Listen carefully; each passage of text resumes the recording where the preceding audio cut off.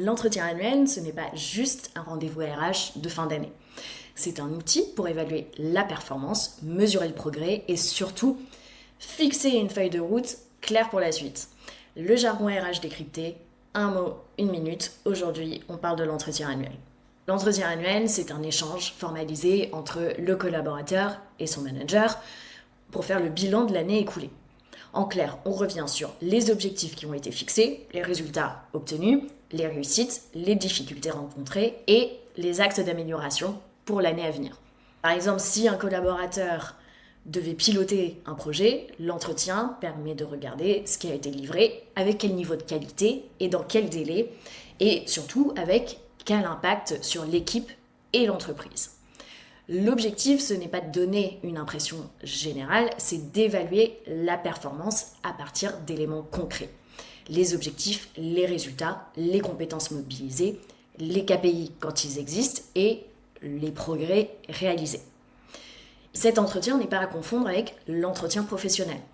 L'entretien annuel, lui, est donc centré sur la performance, le bilan, les objectifs et la fixation des objectifs à venir. Alors que l'entretien professionnel, lui, porte davantage sur le parcours, les compétences à développer et les perspectives d'évolution. À noter que dans le secteur privé, en tout cas, cet entretien annuel n'est pas toujours obligatoire, sauf s'il est intégré dans la convention collective, un accord collectif, ou si une pratique interne le prévoit.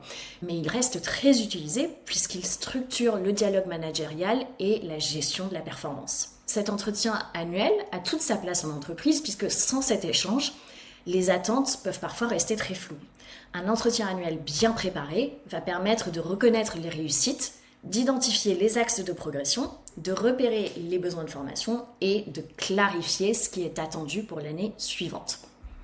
C'est également une vraie source de données RH. Objectifs atteints ou non, les compétences observées, les besoins d'accompagnement et les potentiels d'évolution. Ces informations vont permettre de mieux piloter la performance individuelle et collective. Pour bien le préparer, il s'agit de revoir les objectifs fixés pour l'année, d'analyser les résultats et de préparer un feedback factuel. Enfin, l'entretien, lui, ne s'arrête pas le jour du rendez-vous.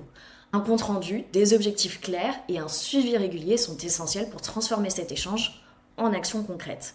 Le jargon RH décrypté, c'est chaque semaine. Abonnez-vous pour la suite.